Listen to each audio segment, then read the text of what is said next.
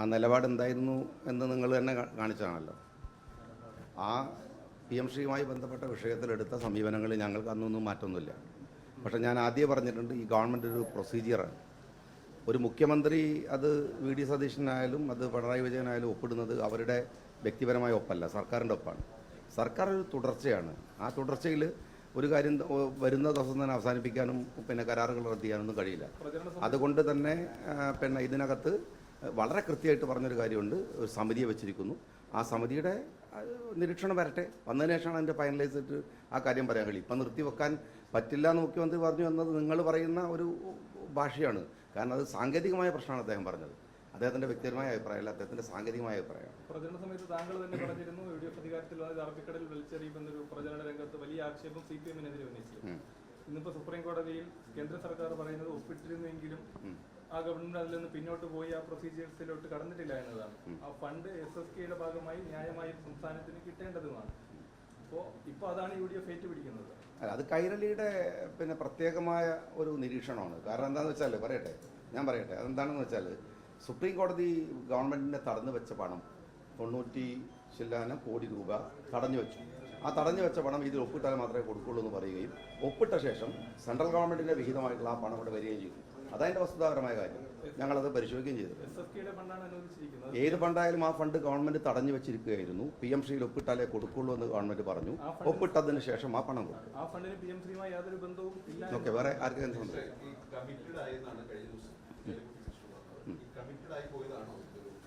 അല്ല, അത് അങ്ങനെയല്ല. അദ്ദേഹത്തിൻ്റെ ഞാൻ പറഞ്ഞല്ലോ, ഈ ചില വാചകങ്ങൾ എടുത്തിട്ട് ഇപ്പോൾ ഈ അറബിക്കടലിൽ നിന്നൊക്കെ ചോദിക്കണമായിട്ടുള്ള വർത്താനാണത്. രാഷ്ട്രീയത്തിൽ പറയണത് ഒരു പുസ്തകം കൊണ്ട് അറബിക്കടലിൽ അറിഞ്ഞാൽ അവസാനിക്കില്ലല്ലോ. അതൊക്കെ പ്രസംഗത്തിലെ ചില പ്രയോഗങ്ങളാണ്. സാമാന്യമായ യുക്തിക്ക് മനസ്സിലാവും, രാഷ്ട്രീയം ഉണ്ടായാൽ മനസ്സിലാവില്ല.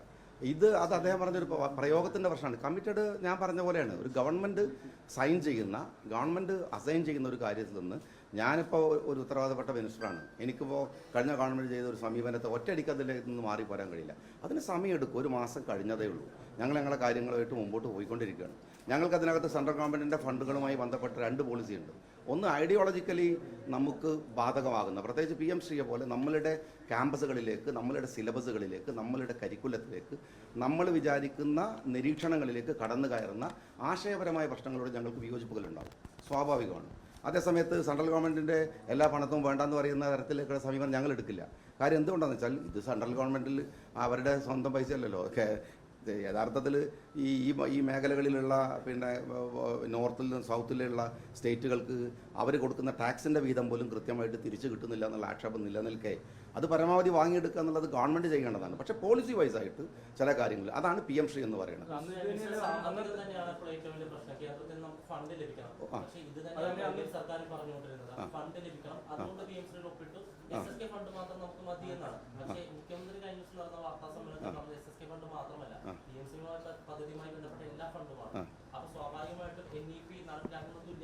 ഞാൻ ചോദിക്കുന്നത്, ഗവൺമെൻറ് ഹോസ്പിറ്റലുകളുടെ മുമ്പിൽ അത് സെൻട്രൽ ഗവൺമെൻറ്റിൻ്റെ ഒരു പിക്ചർ വെച്ചിട്ടില്ലെങ്കിൽ പണം കൊടുക്കില്ല എന്ന് പറഞ്ഞു. ആദ്യം LDF കൊടുക്കില്ല, അത് പറ്റില്ല എന്നൊക്കെ പറഞ്ഞു. പക്ഷേ സത്യത്തിൽ പിന്നീട് അത് എല്ലാ ഹോസ്പിറ്റലുകളും പോയാൽ കാണാം, എല്ലാം അവിടെ ചിത്രം വെച്ചിരിക്കുന്നു, പണം വാങ്ങി. അതിനെ ആക്ഷേപിക്കാൻ ഞങ്ങൾ വരാതിരിക്കുന്നത് അത് ഐഡിയോളജിക്കൽ പ്രോബ്ലം അല്ല. കാരണം കേന്ദ്രം ഭരിക്കുന്ന ആളുകൾ പലതരത്തിൽ പേരുകളിൽ സ്കീമുകൾ ഉണ്ടാക്കും. നമ്മൾ അങ്ങനെയാണെങ്കിൽ കോൺഗ്രസ് ഗവൺമെൻറ് ഉണ്ടായിരുന്ന സമയത്തും അത്ര സ്കീമുകൾ വന്നിട്ടുണ്ട്. ഇന്നൊരു ആവാസ് യോജന എന്നൊക്കെ പറയുന്ന പല സ്കീമുകൾ വന്നിട്ടുണ്ട്. അപ്പോൾ ആ തരത്തിലുള്ള പിടിവാശികൾ അതിൽ നിന്ന് ഒഴിവാക്കുക. പക്ഷേ PMശ്രീ അങ്ങനെ അല്ല. PMശ്രീ ഞാൻ പറഞ്ഞു അത് വളരെ ഡിഫറൻ്റ് ആയിട്ടുള്ള ഒന്നാണ്. അതുകൊണ്ട് രണ്ടും രണ്ടായിട്ട് തന്നെ കാണുന്നത്. മുഖ്യമന്ത്രി പറഞ്ഞ രീതി, ആ രീതിയോടാണ് ഞാൻ പറയുന്നത്. അതെന്തെന്ന് വെച്ചാൽ ഒരു മാസത്തിനകത്ത് ഒരു സാധനം റദ്ദ് ചെയ്തിട്ട് മുമ്പോട്ട് പോകാൻ ഒരു ഗവൺമെൻറ്റിനും കഴിയില്ല. ഞങ്ങളെ സംബന്ധിച്ചിടത്തോളം അതിൽ ഞങ്ങൾക്ക് സമയം അനുവദിച്ച് തരണമെന്നാണ് ഞാൻ പറയുന്നത്. അത് മീഡിയകളായാലും ആരായിരുന്നല്ലോ, അത് നിങ്ങൾ ഓരോ മാസം ആകുമ്പോഴത്തേക്ക് വന്നിട്ട് ഇതെന്താ ഒപ്പിട്ടില്ലേ? ഞാൻ പറഞ്ഞല്ലോ, VD സതീശൻ ഒപ്പിടുന്നതും സഖാവ് പിണറായി വിജയൻ ഒപ്പിടുന്നതൊക്കെ അവരുടെ സ്വന്തം ഒപ്പല്ല, സ്റ്റേറ്റിൻ്റെ ഒപ്പാണ്. സ്റ്റേറ്റ് എടുക്കുന്ന ഒരു കരാറിൽ, സ്റ്റേറ്റ് ഒപ്പ് വെക്കുന്ന ഒരു കരാറിൽ നിന്ന് അങ്ങനെ നമ്മളുടെ ഒരു വൈരാഗ്യ ബുദ്ധി കൊണ്ട് ഇറങ്ങി പോരാനൊന്നും പറ്റില്ല.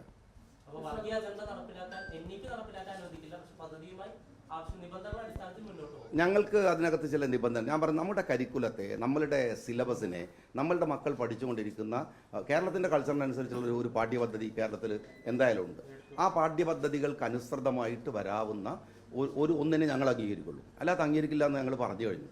അത് ക്ലാരിഫൈ ചെയ്യണമെങ്കിൽ, അത് കറക്റ്റ് ചെയ്യണമെങ്കിൽ ഞങ്ങൾക്ക് സമയം ആവശ്യമുണ്ടാവും, സ്വാഭാവികമായ സമയം ആവശ്യമുണ്ടാവും. അത് എല്ലാവർക്കും മനസ്സിലാകുന്ന കാര്യമല്ലേ. ഒരു ദിവസം വന്ന് പിറ്റേന്ന് ഇദ്ദേഹം ചോദിക്കുന്ന അറബിക്കടലിൽ ഇറങ്ങിയില്ലെന്നൊക്കെ ചോദിച്ചാൽ ഒരു പ്രസംഗത്തിനകത്ത് അറബിക്കടലിൽ ഇറങ്ങിയില്ല അതൊക്കെ ഒരു വലിയ രാഷ്ട്രീയമായിട്ട് കൊണ്ടുവരികയാണ്. അറബിക്കടലിൽ കൊണ്ടുപോയിട്ട് പിന്നെ സർക്കാരിൻ്റെ കരാർ അറിയാൻ പറ്റുമോ? അതൊക്കെ ടെക്നിക്കൽ പ്രസംഗത്തിൽ അങ്ങനെ പ്രയോഗമുണ്ടോ? അതൊക്കെ രാഷ്ട്രീയമായിട്ട് പറയുകയാണെങ്കിൽ അതൊക്കെ തെരുവിൽ പറയേണ്ടുന്ന രാഷ്ട്രീയമാണ്. ഒരു വളരെ സീരിയസ് ആയിട്ട് ഒരു മീഡിയയുടെ അകത്തിരുന്നിട്ട് പിന്നെ കൈരളിക്ക് ചോദിക്കാം, നിങ്ങൾക്ക് അതിന് റൈറ്റ് ഉണ്ട്, ആ ചോദിച്ചോളൂ, ഞാൻ പറയേണ്ട ഞാൻ തീരുമാനിക്കണം. അപ്പോൾ അതുകൊണ്ടാ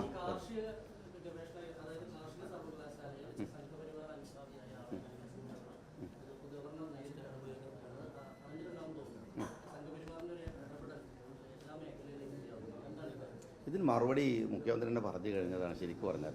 അതിനപ്പുറത്തൊന്നും പറയാനില്ല. കാരണം ഇതൊക്കെ നേരത്തെയും ചെയ്യുന്നു, ഞങ്ങൾ അതിനോട് വിയോജിക്കുകയും ചെയ്യുന്നു. നേരത്തെ തന്നെ ഇതേ സാധനം ഇടതുപക്ഷ ആവേശത്തോട് പോകും. പക്ഷേ അത് അവരുടെ പണിയാണ്. കാരണം പ്രതിപക്ഷത്തിരിക്കുമ്പോൾ സ്വാഭാവികമായിട്ട് ഭരണപക്ഷത്തെ അതിനിശ്ചിതമായി വിമർശിക്കുക എന്ന് പറയുന്നത് അവർ ചെയ്യേണ്ടുന്ന രാഷ്ട്രീയ ധർമ്മമാണ്, രാഷ്ട്രീയമായിട്ട് ചെയ്യേണ്ടുന്ന കാര്യമാണ്. ഞങ്ങളതിന് വളരെ കൃത്യമായിട്ട് മറുപടി പറയാമെന്നുള്ള ഞങ്ങളുടെ ഉത്തരവാദിത്വമാണ്. അങ്ങനെ കറക്റ്റ് ചെയ്ത് പോകുക എന്നുള്ളത് തന്നെയാണ് രാഷ്ട്രീയം എന്ന് പറയുന്നത്. ഞങ്ങളതിനെ ആ വിമർശനത്തെ ഉൾക്കൊള്ളുന്നുണ്ട്. മുഖ്യമന്ത്രിയുടെ മറുപടി പറഞ്ഞിട്ടുണ്ട്. ഓക്കെ എന്നാൽ കൂടുതൽ വാർത്തകൾക്ക് news 18 Keralam YouTube channel subscribe ചെയ്യുക.